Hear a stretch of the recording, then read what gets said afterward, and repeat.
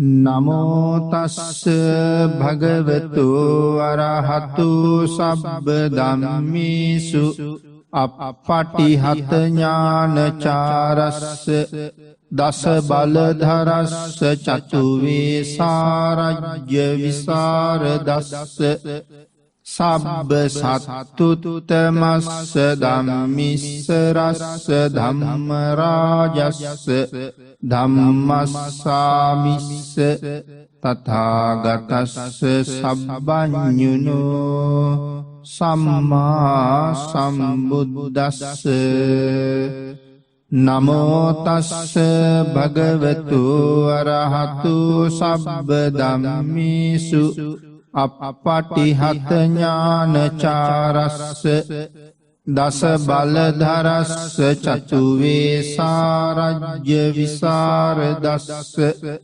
සබ්බ සත්තුතමස්ස ධම්මිස්සරස්ස ධම්ම රාජස්ස ධම්මස්සාමිස්ස තථාගතස්ස සබ්බඤුනෝ සම්මා සම්බුද්දස්ස නමෝ තස්ස භගවතු අරහතු සබ්බ ධම්මේසු අප්පටිහත ඥානචාරස්ස දස බලධරස්ස චතු වේසාරජ්‍ය විසරදස්ස සබ්බ සත්තුතමස්ස ධම්මිස්සරස්ස ධම්ම රාජස්ස ධම්මස්සාමිස්ස තථාගතස්ස සබ්බඤුනෝ සම්මා සම්බුද්දස්ස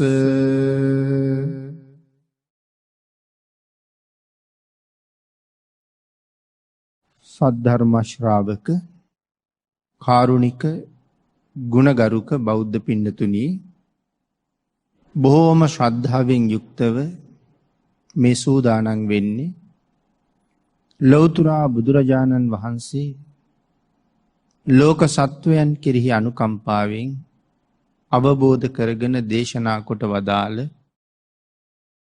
පරම ගම්බීර වූ ශ්‍රී සද්ධර්ම රත්නයෙන් අබමල් රේණුවකටත් වඩා අඩු බොහෝම පුංචි කොටසක් දේශනා කරවගෙන ධර්ම ගෞරවය පෙරදරි කරගෙන දේශනාගත ධර්මයේ ශ්‍රවණය කරලා එයින් ලැබෙන අවවාද අනුශාසනා තමන්ගේ මෙලව ජීවිතයට එකතු කරගෙන මෙලව ජීවිතය වඩාත් නිවැරදි කරගන්න, ඒ තුළින් සුගතිගාමී වූ පරලොව ආයිති භවයකින් සැනසෙන්නත් අවසානයේ ප්‍රාර්ථනා කරන බෝධියෙන් සැප සහිත ප්‍රතිපදාවෙන් උතුම් චතුරාර්ය සත්‍ය ධර්මය අවබෝධ කරගෙන සැනසීමේ බලාපොරොත්තුවත් ඇතුවයි මේ ධර්ම ශ්‍රවණය කරන්න සූදානම් වෙන්නේ.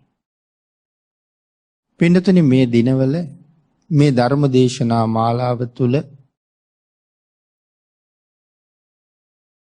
අපි සාකච්ඡා කරමින් හිටියේ කරණීය මත්ත සූත්‍ර දේශනාව. මේ උතුම් සූත්‍ර දේශනාව මුල් කරගෙන අපි ධර්ම දේශනා 4ක් මීට කලින් සිද්ධ කරන්න යෙදුණා. අද 5 වෙනි ධර්ම දේශනාව සඳහා තමයි මේ පින්නතුන් දායකත්වයේ දරන්නේ. 4 වෙනි ධර්ම දේශනාව නිමා කරපු තැන ඉඳලා අපි අද ධර්ම දේශනාව ආරම්භ කරමු. පින්නතුනේ, පහුගිය ධර්ම දේශනාව අපි නිමා කරන්නට යෙදුනේ මේ අත්ත කුසල කියන කාරණාව විස්තර කරමින්. තමන් විසින් කළ යුතු කුසල් අතර සීලය ඊටාම උසස් තැනක තියෙනවා. සිල් ආරක්ෂා කර ගැනීම. අපි කලින් ධර්ම දේශනාවේ සාකච්ඡා කළා මේ සීලය කොහොමද පිරිසිදු කරගත යුත්තේ. භාග්‍යතුන් වහන්සේ දේශනා කරපු විදිහ. ඇඹුල් මිශ්‍ර, ලවණ ගතිය වැඩි, ජලයකින් වස්ත්‍ර සෝදහම ඒ වස්ත්‍ර වඩාත් පිරිසිදු වෙනවා කියලා සඳහන් කළා. පෙරාගත්ත අලු පාවිච්චි කිරීම තුළින් අපිරිසිදු කැඩපත නැවත මනාව පිරිසිදු කරන්න පුළුවන් බව ධර්මයේ සඳහන් කරනවා. රත්රන් උදුනේහි දාලා රත් කරලා නැවත පිරිසිදු කරගන්න පුළුවන්කම තියෙනවා.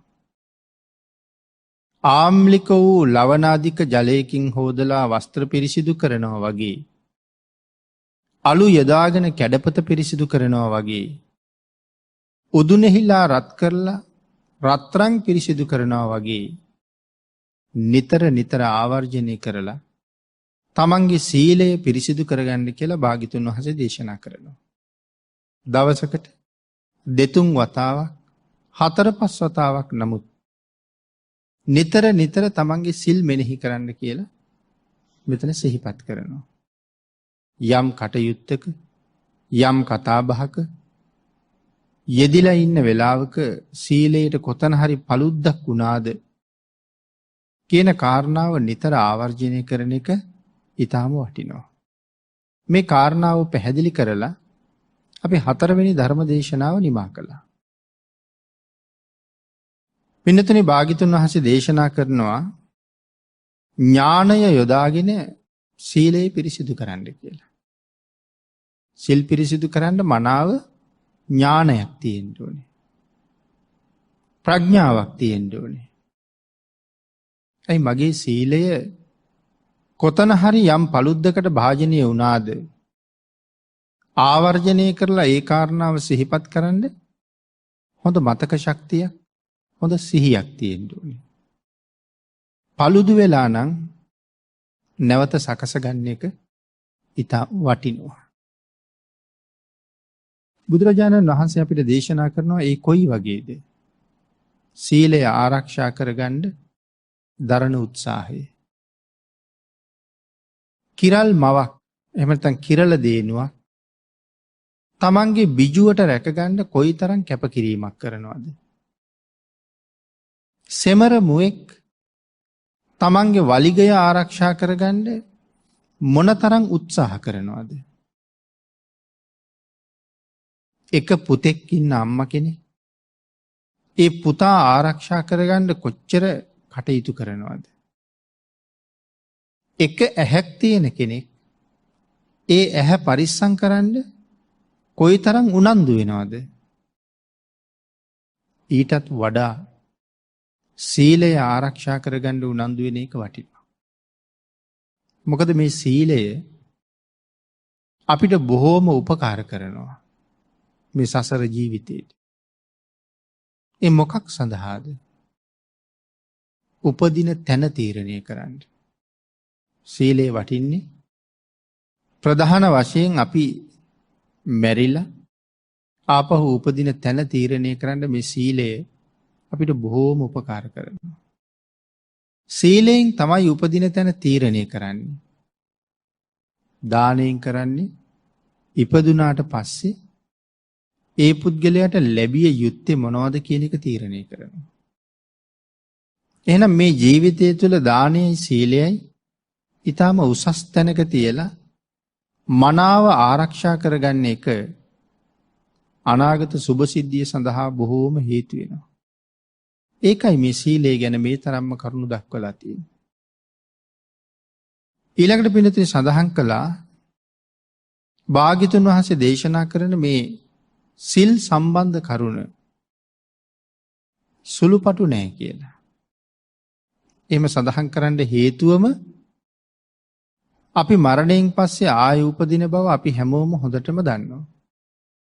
නමුත් පින්නතුනි උපදින්න තැන් හුඟක් තියෙනවනේ. සතර පායේ උපදින්නත් පුළුවන්. මනුස්ස ලෝකේ උපදින්නත් පුළුවන්. දිව්‍ය ලෝකවල බ්‍රහ්ම ලෝකවල උපදින්නත් පුළුවන්. උපදින්න තැන් ගොඩක් තියෙනවා. සතර පායේ උපදිනවට අපේ කිසිම කැමැත්තක් නැහැ. ඉහළ දිව්‍ය තලයක බඹ තලයක උපදිනවා නම් අපි හරි කැමතියි.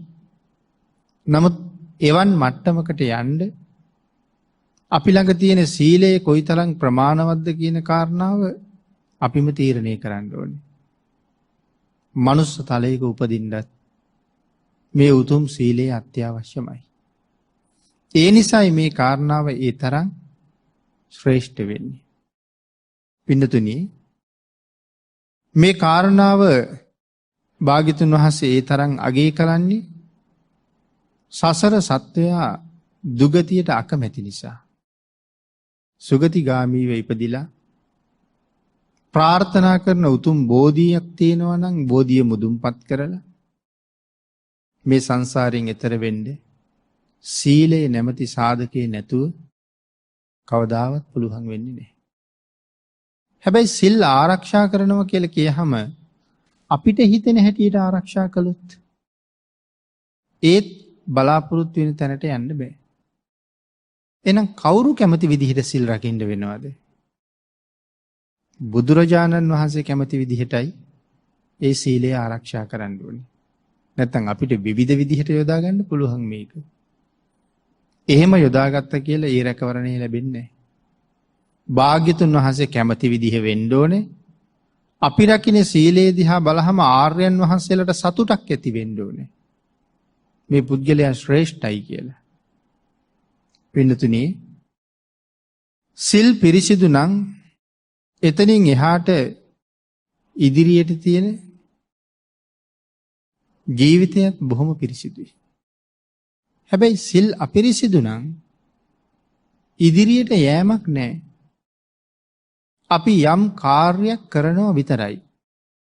ඉදිරියක් නැහැ. ආන් ඒ හින්දා සඳහන් කළා මේ සීලය හරියට නිකන් පොළොව වාගේ කියලා. අපි හැමෝම මේ පිහිටලා ඉන්නේ මේ පොළොව තලයේ උඩ. එහෙනම් සීලයත් පොළොව වගේ කියලා සඳහන් කරාම මේ සංසාරේ සුගතිගාමී පැවැත්මට රැඳිලා තියෙන්නේ මේ සීලය මත. සුගතියෙන් සුගතියට යන්න කැමති කෙනෙක් සීලය නැමැති පිහිටීම අත්‍යවශ්‍ය වශයෙන්ම තමන් ගාව තියාගන්න ඕනේ. එහෙම නැති කෙනෙකුට පිහිටීමක් නැහැ. පහළට තමයි වැටෙන්නේ. මේ පොළොව තිබුණේ නැත්තම් අපි වැටෙනවා යටට. සීලය තිබුණේ නැත්තම් අපි පහළට වැටෙනවා කියලා කියන්නේ සතර අපාය ආදී දුගතියට වැටෙනවා කියන එකයි. අන් ඒ නිසා සීලය තමයි ජීවිතයක අත්තිවාරම කියලා සඳහන් කළා. ඒ අත්තිවාරම මත පිහිටලා මේ සසරින් එතර යෑම අපිට සැලසුම් කරන්න පුළුවන්. පින්නතුනි, සඳහන් කළා යම් කිසි කාර්යයක් සම්පූර්ණ කරගන්නකොට අපේ භාග්‍යතුන් වහන්සේ දේශනා කරන්නේ උදේ හවස සලකලා බලලා සීලේ අනුමාත්‍ර හෝ වරදක්, බොහොම පුංචි වරදක් තියෙනවා නම් ඒකත් නිවැරදි කරන්න කියලා. එහෙම නැත්තම් අපේ හිත හරිම වංචනිකයි. මේ හිත හරිම වංචනිකයි. අෂ්ටාංග සීලයේ සමාදන් වුණ කෙනෙක් පන්සිල් වලින් අමතරව තව සිල්පද 3ක් සමාදන් වෙනවා. හදිසියෙම සිල්පදයක් paludu වෙන්න පුළුවන්. නමුත් සමහර වෙලාවට හිත හදා ගන්නවා. නමුත් මට පන්සිල් තියෙනවනි කියලා. එකයිනේ paluduනේ, තව 7ක් තියෙනවා කියලා. නමුත් භාග්‍යතුන් වහන්සේ දේශනා කරන්නේ එහෙම හිතන්න එපා කියලා. අපි හැමදාම උපෝසතේ රකින්නේ නැහනේ. සමහරලාට මාසෙකටම එක දවසයි අපි කාරණාවට යෙදින්නේ. අතීත සදහැවතුන් යටත් පිරිසෙන් මාසෙකට දවස් 6ක් පූර්ණ උපෝසතයක පිහිටනවා. ඒ කියන්නේ 24 පැයක්. පූර්ණ උපෝසතයක් කියලා කියන්නේ 24 පැයක්. එතකොට මාසෙකට දවස් 6ක්වත් ඒ සීලය ආරක්ෂා කරනවා. සමහර අය 8ක් යොදාගෙන තියෙනවා. නමුත් අද වෙනකොට ඒකේ අගය අඩු වෙලා ඇවිල්ලා මාසෙකට දවස් 1ක් බවට පත් වෙලා. ඒකත් හිතලා බලන්නකෝ. පූර්ණ උපෝසතයක් තියෙන්නේ කීයෙන් කී දිනාටද?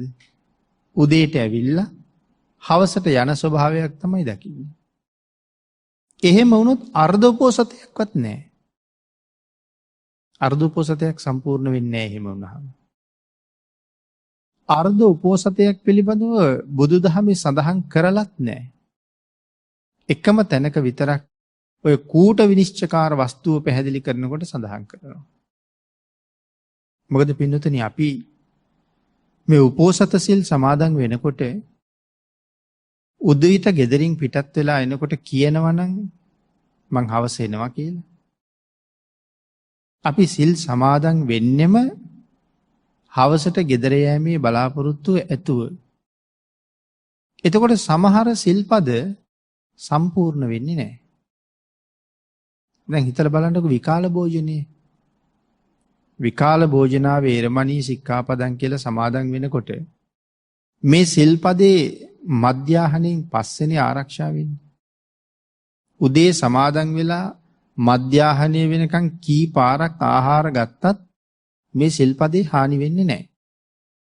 මධ්‍යාහණයෙන් පස්සේ හවස 4-5 වෙනකොට අපි ආපහු යනවා නම් ඉතින් මේ සිල්පදේ ආරක්ෂා කරන්න අවශ්‍යද?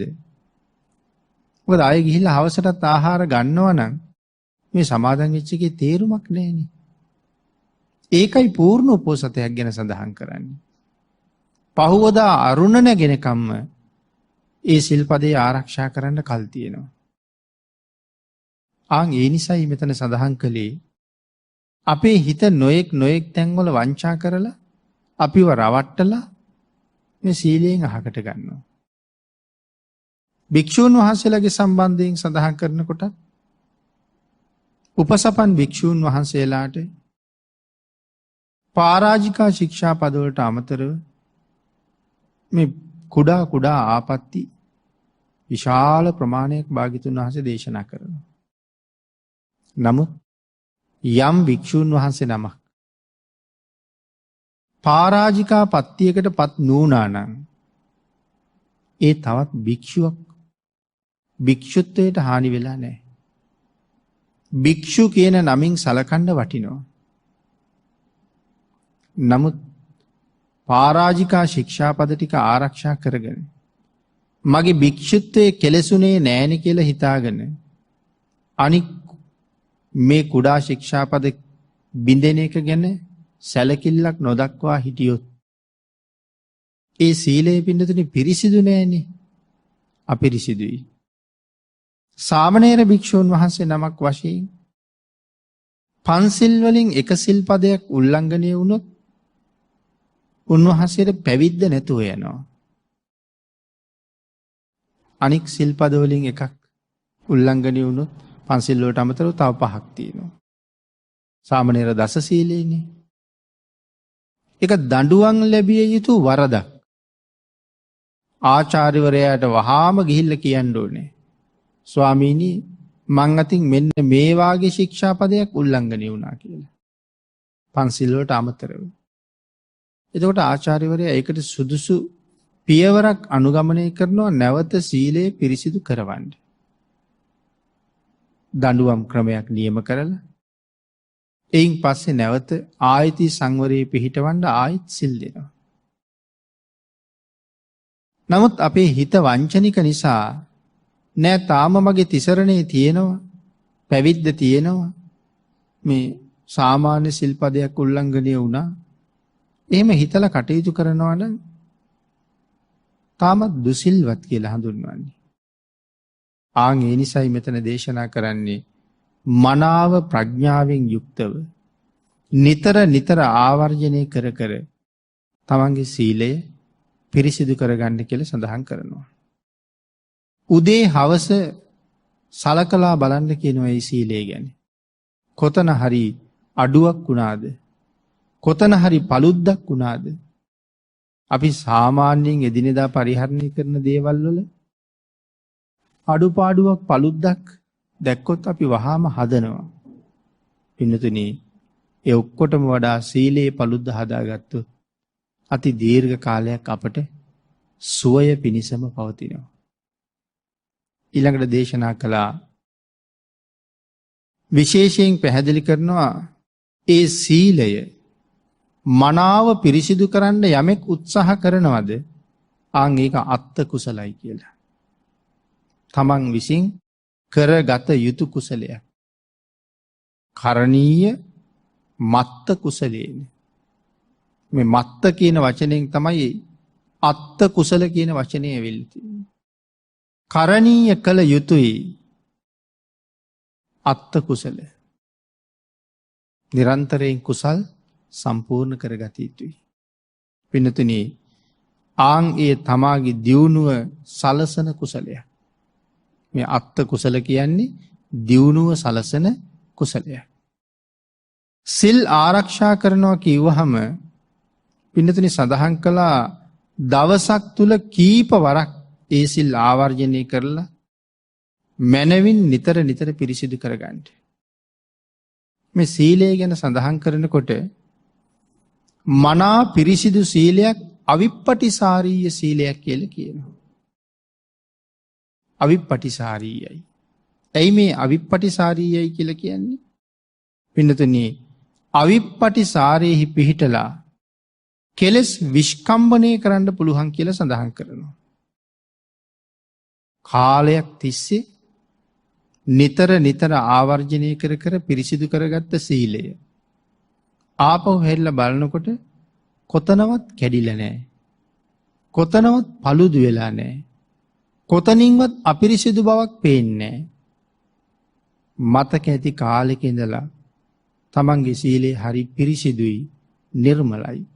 ආන් එවන් සීලයකට කියනවා අවිප්පටිසාරීය සීලයක් කියලා. යමෙක් ළඟ අවිප්පටිසාරීය සීලයක් තියෙනවා නම් ඒ සීලෙන් පුළුවන් කෙලෙස් විස්කම්බණය කරන්න. ප්‍රහාණය කරන්න.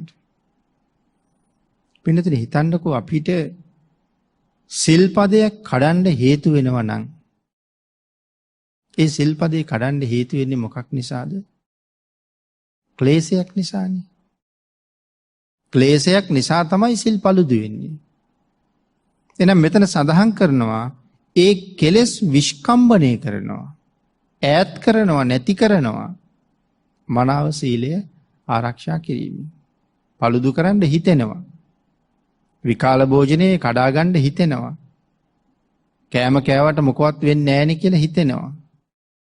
වචන පාවිච්චි කරනකොට මහා තණ්හාවක් තියෙනවා. කේලමක් කියන්නේ. වැඩකට නැති කතාවක් කියවන්නේ. නමුත් දැනගන්න ඕනේ මේ තියෙන ක්ලේශයක්. මම මේ වචන ටික කියනවා කියලා කියන්නේ කෙලස් ජයගත්ත මිසක් මම ජයගත්ත නෙමෙයි. අකුසලය මාව පහු කරලා ගිහිල්ලයි තියෙන්නේ.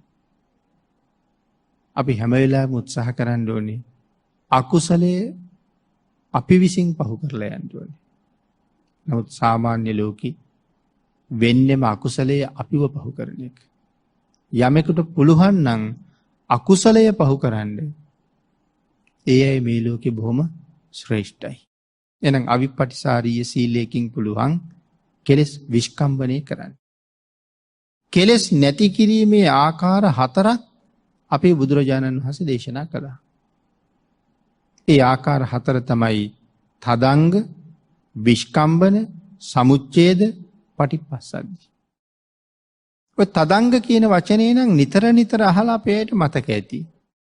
තදංග වශයෙන් යටපත් කරගෙන දන් දුන්නා. අපි එහෙම කියනවා. මොකද්ද මේ කෙලෙස් තදංග වශයෙන් යටපත් කරනවා කියලා කියන්නේ? දැන් මේ වෙලාවත් බොහෝ විට තදංග වශයෙන් කෙලෙස් යටපත් කරන මොහොත. අපි බණ අහනවා. බණ අහනකොට අනික් බාහිර ක්ලේශයන් ඔක්කොම අත්හැරලා අපි බණ අහන එක කරනවා. හැබැයි බණ අහහා ඉන්න ගමන් නැවත කෙලෙස් හැඟීමක් එන්නේ නැද්ද? ආයෙත් එනවා. කලණ්ඩ ඉදිරියට තියෙන වැඩක් මතක් වෙනවා. එහෙම නැත්නම් කරපු වැඩක් මතක් වෙනවා. එතකොට බණ අහන්නේ අර මතක් වුණ කාරණාවේ හිත ඇලිලා ගැලිලා තියෙනවා. නැවත සිහියට එනකොට දේශනාව සෑහෙන්න ඉදිරියට ගිහිල්ලා. ආන් එහෙම බණ අහුවට අපිට ලොකු ප්‍රයෝජනයක් ගන්න බෑ පින්නතුනි. මේ 84000ක් ධර්මස්කන්ධය ඇතුලේ අපේ නිවනට හේතු වෙන වචනේ තියෙනවා. අපේ නිවනට හේතු වෙන කාරණාව කොතනද තියෙන්නේ කියන එක අපි දන්නේ නැහැ. නමුත් මේ ධර්මස්කන්ධය ඇතුලේ මේ ඉන්න හැම සත්වයකගේම නිවනට හේතු වෙන කරුණ තියෙනවා. ආන් ඒ නිසයි දේශනා කළේ බණක් අහනකොට මුල ඉඳලා අගටම හරියටම අහන්න කියලා. ආන් එහෙම අහගෙන යනකොට මගේ ජීවිතයට හොඳට දැනෙන මගේ ජීවිත ගමන වෙනස් කරන ධර්ම කාරණාවක් ඔය අතර තියෙනවා. අර ක්ලේශයත් එක්ක අතරමං වෙලා ඉන්නකොට ඒ ධර්ම කාරණාව මගේ ඇරෙන්න පුළුවන්. එහෙනම් තදංග වශයෙන් ප්‍රහාණය කරනවා. කෙලෙස් යටපත් කරගෙන යම් කාර්යයක යෙදෙනවා හදිසියේම කෙලෙස් ආයෙත් උත්සන්න වෙලා එනවා. එහෙනම් තදංග ප්‍රහාණය කියලා කියන්නේ ඒකට. ඊළඟට සඳහන් කළා විස්කම්බන ප්‍රහාණය. ඊට වැඩිය දීර්ඝ කාලයක් කෙලෙස් යටපත් කරලා ඉන්න පුළුවන්. සාමාන්‍යයෙන් සමාධියකට සමවැදිලා කටයුතු කරන කාලයක් තුල කෙලෙස් වලට මතුවෙන්න ඉඩ දෙන්නේ නැතුව සමාධි සුවයෙන් ඉන්නවා. හැබැයි සමාධියෙන් මිදුනහම ආපහු පෙර හිතේ තිබිච්ච කෙලෙස් ආයෙත් මතුවෙනවා. නමුත් සමාධියෙන් පැයක් හිටියොත් තදංග වශයෙන් කෙලෙස් යටපත් කරලා විනාඩි 5-10න් ආයෙත් කෙලෙස් උත්සන්න වෙනවා. නමුත් සමාධියෙන් ඉන්නකොට පැයක් නම් ඒ පැයම කෙලෙස් ආයෙ උත්සන්න වුණේ නැහැ. ඒ නිසා ඒකට කියනවා විස්කම්බන ප්‍රහාණය කියලා. තුන්වෙනි කාරණාවට කියනවා සමුච්ඡේද ප්‍රහාණය කියලා. මොකද්ද මේ සමුච්ඡේද ප්‍රහාණය කියලා කියන්නේ? පින්නතුනි මාර්ග සිත්වලින් නැවත නූපදින ආකාරයට කෙලෙස් ප්‍රහීණය කරනවා. එතකොට මාර්ගසිත සෝවාන් සකදාගාමි අනාගාමි අරිහත් මාර්ගසිත සහ ඵලසිත. මෙතන සඳහන් කරන්නේ යම් කෙනෙක් සෝවාන් මාර්ගයේදී සෝවාන් ඵලය දක්වා ගමන් කරනකොට මේ සෝවාන් ඵලය ලබා ගැනීම සඳහා ප්‍රහීණය කළ යුතු කුසල කෙලෙස් ප්‍රමාණයක් තියෙනවනේ. කොහොමද සෝවාන් වෙනවා කියලා කියන්නේ මෙතන? යම් සෝවාන් වහන්සේ නමක් යම් කෙලෙස් ප්‍රමාණයක් සම්පූර්ණයෙන් ඉවත් කරලා ඉන්නවද? සෝවාන් නොවිච්ච කෙනෙක් සෝවාන් මාර්ගය තුල අර සෝවාන් වහන්සේ කොයි විදිහට කටයුතු කරනවද? ආන් ඒ උන්වහන්සේගේ හිත ක්‍රියාත්මක වෙන තැනට සමාන වෙනකන් තමන්ගේ හිත අරගෙන ගියපු දවසට මේ පුජ්‍යලයට කියනවා සෝවාන් වුණා කියලා. සෝවාන් වහන්සේගේ සිතුවිලි ක්‍රියාත්මක වෙන්නේ යම්සේද ඒ මට්ටමට අපි දියුණු වුණාට පස්සේ තමයි අපි සෝවාන් වුණා කියලා කියන්නේ. එතකොට සෝවාන් වහන්සේ නමක් සක්කාය දිට්ඨි විතිකිච්ඡා සීලබ්බත පරාමාස මේ සංයෝජන තුන නැති කරලායි තියෙන්නේ. මොනවද මේ සීලබ්බත පරාමාස කියලා කියන්නේ? හරියට නම් සීලබ්බත පරාමාස තමයි ඉස්සරල නැති වෙන්න ඕනේ. මේක මේ පෙළ දක්වලා තියෙන හැටි තමයි අපි මේ සඳහන් කරන්නේ. වැරදි සීල වෘත සීලබ්බත පරාමාස කියලා කියන්නේ. ඒ වැරදි සීල වෘතයන්ගෙන් මුලින්ම මිදෙන්න ඕනේ. සමහරු කෙලෙස් නැති කරන්න නිවන් ලබන්න කියලා ඔය අජ වෘත, ගෝ වෘත, කුක්කුර වෘත, සුනක වෘත මේ ආදී වෘත අනුගමනය කළා. එළුව වගේ හැසිරුණා, ගවයෝ වගේ හැසිරුණා, සුනකයෝ වගේ හැසිරුණා කෙලෙස් නැති කරන්න කියලා. නමුත් ඒ වගේ කවදාවත් නිවනට යන්න පුළුවන්ද? ආන් වැරදි සීල වෘතය සීලබ්බත පරාමාස ගණයට යනවා. භාග්‍යතුන් වහන්සේ දේශනා නොකළ දේවල් අපි ක්‍රියාත්මක කරනවා නම් ඒක සීලබ්බත පරාමාස ගණයට යන්න තියෙන ඉඩකඩ බොහොම වැඩි. එතකොට විතිකිච්ඡා කියලා කියන්නේ බුද්ධ ආදී 8 තැන පිළිබඳව තියෙන සැකය. මුලින්ම බුද්ධ රතනය පිළිබඳව තියෙන සැකය. ධර්ම රතනය පිළිබඳව තියෙන සැකය. ආර්ය මහා සංඝරත්නය පිළිබඳව තියෙන සැකය. මේ තුනුරුවන ගැන යමෙකුට සැකයි නම් ඔහුට කවදාවත් නිවන ගාවට යන්න බැරුව යනවා. මොකද තුනුරුවන් සැකයි නම් ඔහු තාම බෞද්ධ කියන තැනටවත් ඇවිල්ලා නැහැ නේ පින්නතුනි. හැබැයි බෞද්ධයෙක් වෙන්න අපි ළඟ තිසරණය හොඳටම තියෙන්න ඕනේ.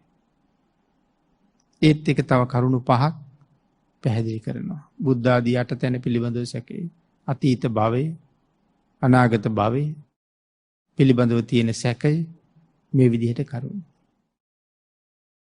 මේ විදිහට සක්කාය දිට්ඨි විතිකිච්ඡා සීලබ්බත පරාමාස නැති කරලා තමයි සෝවාන් කියන තැනට ආවේ. අපි සෝවාන් නොවි නමුත් මේ තුනම ප්‍රහාණය කරපු දවසට අපිත් සෝවාන් වුණා කියලා කියනවා ඒ මට්ටමට ආවම. එතකොට තව ඉතිරි කෙලෙස් ප්‍රමාණයක් තියෙනවනේ. සංයෝජන 10න් 3යි නැති කරලා තියෙන්නේ. එහෙනම් මෙතන සඳහන් කරන්නේ සමුච්ඡේද ප්‍රහාණය කියලා කියන්නේ මාර්ග සිත් වලින් නැවත නූපදින ආකාරයට කෙලෙස් ප්‍රහාණය කිරීම. ඒ මාර්ග වලින් ඒ කෙලෙස් ප්‍රහාණය කරනවා. අවසානට තියෙන පටිප්පස්සද්ධි ප්‍රහාණය. මොකද්ද පටිප්පස්සද්ධි ප්‍රහාණය කියලා කියන්නේ? ඒ කියන්නේ පින්නතුනි යම් මාර්ගයක් ලැබපු පුද්ගලයෙක් ඵල සමාපත්තියට සමවදිනවා. සෝවාන් මාර්ගයේ ඉඳලා සෝවාන් ඵලයට එනවා. සෝවාන් ඵලයට සමවැදුනහම අර මුලින් සඳහන් කරපු සංයෝජන අය කවදාවත් Tamanට බාධා කරන්නේ නැහැ. සකදාගාමි ඵලයට ආවම එතෙක් ප්‍රහීණය කරපු සංයෝජන අය කවදාවත් Tamanට කරදර කරන්නේ නැහැ. මේ ආකාරයෙන් අරිහත් ඵලය සාක්ෂාත් කරගත්ත දවසට මේ කෙලෙස් නැවත නූපදින්නම සියල්ලම ප්‍රහීණය කරලායි තියෙන්නේ. ක්‍රමක්‍රමයෙන් ප්‍රහීණය කරගෙන ගිහිල්ලා අන්තිමට සියල්ලම ප්‍රහීණය කරලා ඉවර කරනවා. ඒකට කියනවා පටිප්පස්සද්ධි ප්‍රහාණය කියලා. එහෙමනම් සීලය පිරිසිදු කරගන්නකොට මේ ආදී වශයෙන් සිල් පිරිසිදු කරගත යුතු හැටි කරුණු වෙනම භාග්‍යතුන් වහන්සේ දේශනා කළා. ඉතින් මෙවන් තැනකට ආපු කෙනෙක් මේ ලෝකේ හරි ශ්‍රේෂ්ඨ උත්තමයෙක් වෙන්නතුයි. මේ සියල්ල කරන්න තමන්ගේ හිත වසඟ කරගන්න ඕනේ නේ. හිත තමන්ට නතු කරගන්න ඕනේ. සියලු සිත තමන්ට නතු කරගත්ත කෙනෙක් මහා ශ්‍රේෂ්ඨයි කියලා කිව්වේ. ධම්මපදයේ එක තැනක සඳහන් කළා දූරං ගමං ඒකචරා. දුර තියෙන අරමුණු ගන්නවා. අසරීරං ගුහාසයන්. ශරීරයක් නැති ගුහාවක වාසය කරනවා. ඒ කියන්නේ හිතට ශරීරයක් නැහැ. නමුත් ගුහාවක වාසය කරනවා. කොහෙද හිත වාසය කරන්නේ? විවිධ තැන් ගැන කතා කරනවා. සමහරු කියනවා හිත කුසේ තියෙනවා කියලා. සමහරු කියනවා හිත මොලේ තියෙනවා කියලා. සමහරු කියනවා ඇඟ හැමතැනම තියෙනවා කියලා. නමුත් මේ හිත ඔය එක තැනකවත් නැහැ. හිත රිදුනහම දරා ගන්න බැරි වේදනාවක් හිතට ආවහම අපි කියනවා අහවල් ඉන්ද්‍රිය පුපුරලා ගියා කියලා. එහෙම ඉන්ද්‍රියක් මතකද? දුක දරා ගන්න බැරුව හදවත පැලුණා කියලා කියනවා. එතකොට හිත මොලේ තියෙනවා නම් මොලේ පැලුණා කියන්න එපේ. කුසේ තියෙනවා නම් කුස පැලුණා කියන්න එපේ. නමුත් අපි කියන්නේ හදවත පැලුණා. එහෙනම් භාග්‍යතුන් වහන්සේ දේශනා කළේ හිත කොහෙ තියෙනවා කියලාද?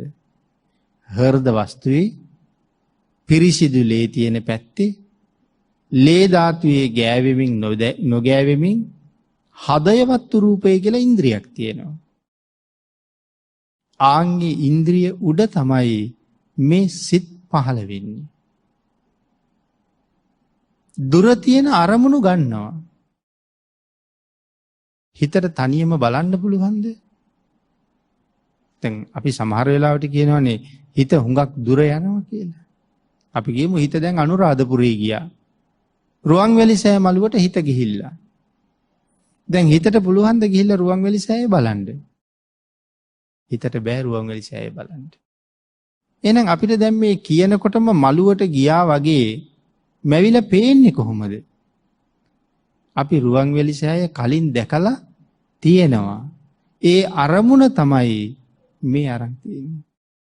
හිතට පේනවා නම් අපිට එච්චර දුකක් නෑ. මොකද කාලයක් යනකොට අපි S2 නොපෙනීම යනවා.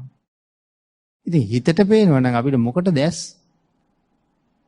ආන් ඒකෙන් තේරෙනවා හිතෙන් තනියම බලන්න බෑ. මේ ශරීරේ ප්‍රසාද රූප පහළ වෙන තැන් තියෙනවා. ආන්ගේ ප්‍රසාද රූප පහළ වෙන ඉන්ද්‍රියත් එක්ක එකතු වෙලා තමයි යමක් බලන්න පුළුවන්කම තියෙන්නේ. එහෙම නැතුව හිතට තනියම බලන්න බෑ. මේ කාලේ නම් ඔය බොහෝ සංගරාවල ලිපි ලේඛනවල කියනවනේ සමහර කෙනෙක් භාවනා කරනකොට හිත ඇඟෙන් එළියට ගියා කියලා. එළියට ගිහිල්ලා බොහෝ තැන්වල ඉඳලා ආවා කියනවා. පුද්ගලයාත් එක්ක රිදී නූලකින් සම්බන්ධ වෙලා හිටිය කියලා කියනවා. ඉතින් එහෙම එකක් භාග්‍යතුන් වහන්සේ දේශනා කරන්නේ නැහැ. දැන් බලන්න ඔය සත්කම් කරනකොට සමහර සංගරාවල ඕන තරම් තියෙන්නේ මගේ සත්කම කරන වෙලාවේ මගේ හිත මගේ කයෙන් අයින් වෙලා මේ සත්කම ඔක්කොම බලාගෙන හිටිය කියලා ලියලා තියෙනවා. ඉතින් එහෙනම් හිතට තනියම පේන්න දෙපෙයි. මොකද ඇහත් ගලවගෙන ගියා නෙමෙයිනේ. එතකොට එතනින්ම තේරෙනවා ඒ කාරණාවල් මුලාවටපත් වෙලා කියපු දේවල් කියලා. හිතට තනියම බලන්න බෑ. හිතට තනියම අහන්න බෑ. හිතට තනියම රස විඳින්න බෑ. ඒ ඉන්ද්‍රියන් අවශ්‍යයි. හිත කොහෙවත් යන්නේ නෑ. දුර තියෙන අරමුණු තමයි අරගන්නේ. සඳහන් කරනවා කෙසඟක දුරවත් හිතට කොහෙවත් යන්න බෑ. ඒක චරං තනියමයි ඉන්නේ. තප්පරයකට ඇති වෙන සිත් කෝටි ගාණක් තියෙනවා. කෝටි ප්‍රකෝටි ගාණක්. නමුත් කොතනවත් පොකුරු හිත් ඇති වෙනවද? උපාද ස්ථಿತಿ භංග. එක හිතක් ඉපදිලා ඒ හිත පැවතිලා ඒ හිත නැති වුණාට පස්සේ අනික් හිත උපදිනවා. එහෙනම් එක හිතක් තනියමම තමයි හැසිරෙන්නේ. ඒකයි ඒක චරං කියලා කිව්වේ. අපේ ශරීරයත් එහෙමම තමයි. අතක් ඔසවලා පාත් කරනකොට අර ඔසවපු අත තියනවාද? අපිට හිතෙනවා යම් මට්ටමකට අපේ අත අපේ ඔළුවේ මට්ටමට උසවන්න හිතෙනවා. නමුත් මේ එසවි යන්නේ අලුත් අතක්. හැම වෙලාවෙම අලුත් වෙලා තියෙන්නේ. ඒ වුණාට අපිට එහෙම කිව්වට ඔක තේරෙන්නේ නැහැ. හරි සංකීර්ණයි ඔය හිත ගැන කාරණාව. මේ රූප කලාප බොහොම වේගෙන් ඇති වෙනවා පවතිනව නැති වෙනවා. හැබැයි ඒ නැවත එතන උපදින රූප කලාප අර පෙර රූපයට සමානවමයි උපදින්නේ. වෙනතන හිතන්නකෝ තොරණක් ගැන. දැන් අපි තොරණක් දිහා බලාගෙන ඉන්නකොට අපිට පේනවා එක්ක සුදු පාට නැත්තම් නිල් පාට එළියක් මේ තොරණ පුරාම යනවා වගේ. ඇත්තටම කොහෙවත් එළියක් යනවද එතන? එතන එළියක් යන්නේ නැහැ. එහෙනම් මොකද්ද වෙන්නේ? ළඟින් යොදාපු විදුලි බුබුලු 1000 ගාණක් තියෙනවා. මේ බුබුල නිමෙනවත් එක්කම අර බුබුලපත් වෙනවා. ඇයි පිල්ලම් ගහන නිමේෂයකට ඒක නිමිලා අනිකපත් වෙනවා. එතකොට අර නිමිච්චෙව්වා මුල ඉඳලා ආයෙපත් වෙනවා. දැන් අර එකින් එකට මාරු වෙවි එකම වගේ එළියක් නියන්නේ. එකම වගේ බුබුලු ටිකක් තමයිපත් වෙන්නේ. ඒක නිමිනිමී පත්වේවී යනකොට අපිට පේන්නේ එළිය එහෙම යනවා වගේ. හදිස්සියේම ඔය නිල් පාට බුබුලු මැද්දේ සුදු පාට එකක් පත් වුණා. අපිට වෙනසක් පේන්නේ නැද්ද? ආන් ඒ වගේ තමයි අපේ රූප කලාප. එකම වගේ රූප කලාප මේ අත උස්සන්න එතන උපදිනවා. ඒ හින්දා අපිට තේරෙන්නේ මේ එකම අත තියෙන්නේ කියලා. එකම අතක් නෑ මෙතන. එකම වගේ රූප හටගන්න නිසා මේ තිබ්බා තම නේද කියලා හිතෙනවා. හදිස්සියේ විදුලි බුබුලේ පාට වෙනස් වුණොත් අඳුර ගන්නවා. මෙහෙම අත ඉසි යනකොට හදිස්සියේ කවුරු හරි අතට පිහියකින් ගැහුවොත් ආන් අර හටගන්න රූප කලාප වෙනස් වෙනවා. එතකොට පේනවා දැන් තුවාල වෙලා. වෙනසක් පේනවා. හරි විචිත්‍රයි මේ ස්වභාවය ගැන භාග්‍යතුන් වහන්සේ විස්තර කරපු හැටි. මෙන්න මේ හිත යමෙකුට පුළුවන් නම් තමන්ගේ වසඟයට ගන්න මොක්කන්ති මාර බන්ධනා ආන් ඒ පුද්ගලයා සදහටම මරණයෙන් විදිච්ච කෙනෙක් වෙනවා. එහෙම හිත තමන්ගේ වසඟයට ගත්ත කෙනත් හැබැයි එක පාරක් මරණයට පත් වෙනවා. අපි ඒකට කියන්නේ මැරෙනවා කියලා නෙමෙයි. පිරිනිවන් පානවා කියලා. හැබැයි ආයෙ කවදාවත් මැරෙන්නේ නැහැ. පින්නතුනි බුද්ධ ධර්මවත් ඒකම තමයි. සබ්බ පාපස්ස අකරණ සියලු පව් නොකරන්න. කුසලස්ස උපසම්පදා. නමුත් රැස් කරගත යුතු සියලු කුසල් රැස් කරන්න. සචිත්ත පරියෝදපන. තමන්ගේ හිත දමනය කරන්න. ඒතං බුද්ධාන ශාසනං ඒකට කියනවා බුද්ධ ශාසනය කියලා. ආන් එහෙමනම් මේ හිතේ උපදින කෙලෙස් ක්‍රමක්‍රමයෙන් ප්‍රහීණය කරලා අන්තිමට නැත්තටම නැතිවෙන්න ආය සංසාරේ කවදාවත් නූපදින්න ප්‍රහාණය කරපු දවසට අපි කියනවා පටිපස්සද්දි ප්‍රහාණ කියලා. පින්නතුනි මෙතන හඳුන්වන්නේ අවිප්පටිසාරීය සීලය කැඩුනද නැද්ද කියන සැකයක් නැති සීලය මත පිහිටලා කෙනෙකුට පුළුවන් සමාධිය ලබන්න. තමන්ගේ සීලය ඊටාම පිරිසිදු නම් සමාධියට ගමන් කරන්න ඔහුට පුළුවන්. හැබැයි සිල් පිරිසිදු නැති කිසි තැනක සමාධිය එන්නේ නැහැ. දීර්ඝ කාලයක් භාවනා කරන්න පුළුවන්. නමුත් කෙනෙකුට වෙච්ච ලොකු වෙනසක් නැහැ. භාවනා කරන ඕනම කෙනෙකුට වෙනසක් තියෙනවා. මිත්‍යා දෘෂ්ටිකයෙක් භාවනා කළත් එයාටත් වෙනසක් තියෙනවා. ඒ භාවනාව කියන උතුම් ධර්මතාවයේ හැටි. නමුත් අපි බලාපොරොත්තු වෙන වෙනසකට යන්නේ නැහැ. හේතුව තමයි සීල විසුද්ධිය නැහැ. සුද්ධි කියලා කියහම පිරිසිදුයි.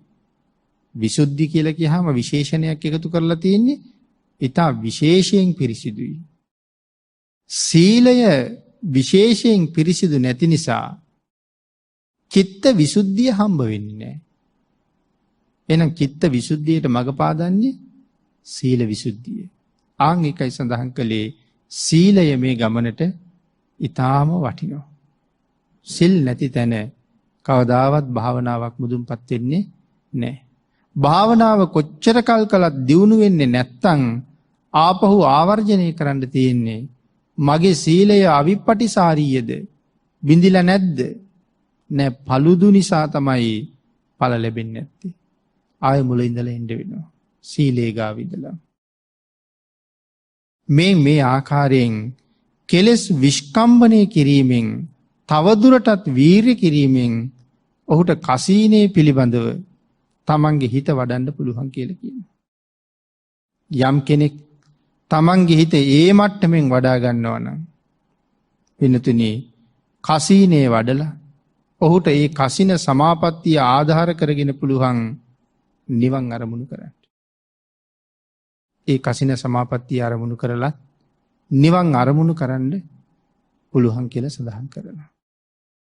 ඊළඟට පැහැදිලි කරනවා මෙන්න මේ විදිහට සිල් පිරිසිදු කරගෙන නිවන හොයාගෙන යන මේ ගමනත් ඒකටත් කියන්නේ අත්ත කුසල කියලා. තමන් විසින් රැස් කරගත යුතු කුසල් අත්ත කුසල කියන කාරණාව පැහැදිලි කරනවා. එහෙමනම් පින්නතුනි අපි කරණීය මත්ත සූත්‍ර දේශනාව ඇසුරින් සිදු කෙරෙන 5 වෙනි ධර්ම දේශනාව අද මේ විදිහට නිමා කරමු. මේ සූත්‍ර දේශනාව ඇසුරින් සිදු කෙරෙන ඊළඟ ධර්ම දේශනාවේදී මෙතන ඉඳලා කරුණු ටික ඉදිරියට සාකච්ඡා කරන්න ඉඩ තියාගන්න. මේ උතුම් වූ සූත්‍ර දේශනාව බොහෝ දිනකට යහපතක් සිදු කිරීම සඳහා දේශනා කරන්න අද 5 වෙනි ධර්ම දේශනාවේ දායකත්වයේ ලබා දෙනු ලබන්නේ මාළඹේ පදිංචි WM දමයන්ති මැණිකේ මහත්මිය ඇතුළු කල්යාණ මිත්‍ර පිරිස හා ඥාති පිරිස විසින්.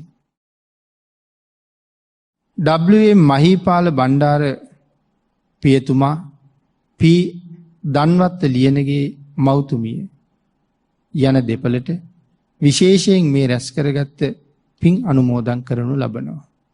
ඊට අමතරව ප්‍රධාන අරමුණ හැටියට සිහිපත් කරනවා පළවෙනි ජන්මදිනය සමරන විශ්ව සන්දීප් මුණුබුරාටත් දැනට මාස 2ක් වයස ඇති බෝධි දයාබරණීය මිනිබිරියටත් නිදුක් නිරෝගී දීර්ඝායුෂ සහිත වාසනාවන්ත පින්බර අනාගතයක් වෙනුවෙන් ආශිර්වාද කිරීම අද පින්කමේ උතුම් පරමාර්ථයේ හැටියට සිහිපත් කරනවා. ඊට අමතරව දේශකයාණන් වහන්සේට නිදුක් නිරෝගී සුව ප්‍රාර්ථනා කිරීම, දේශනයට සහභාගී වූ සියලු දෙනාට, ලක්වැසි ලෝවැසි සියලු දෙනාට නිදුක් නිරෝගී සුව ප්‍රාර්ථනා කිරීම, දායකත්වයේ දරූ සියලු දෙනාගේම පවුල්වල සියලුම සමාජිකයන්ට තුනුරුවන්ගේ ආශිර්වාදයත් කෝටි ලක්ෂයක් සක්වලේ සියලු ආර්යයන් වහන්සේලාගේ අනුකම්පාවත් ලැබිලා නිදුක්ව නිරෝගීව සැප සහිත ප්‍රතිපදාවකින් ඊටාම ඉක්මන් භවයක කෙටිම කාලයකින් චතුරාර්ය සත්‍ය ධර්මය අවබෝධ කරගන්න මේ කුසල ධර්මය හේතු වාසනා වේවා කියලා ප්‍රාර්ථනා කරනවා. ආකාසත්තා ච බුම්මත්තා දේවා නාග මහිද්దికා පුඤ්ඤන්තං අනුමෝදිත්වා චිරං රක්ඛන්තු ලෝක සාසනං දේවෝ වස්සතු කාලේන සස්්‍ය සම්පත්ති හේතුච පීතෝ භවතු ලෝකෝ ච රාජා භවතු ධම්මිකෝ.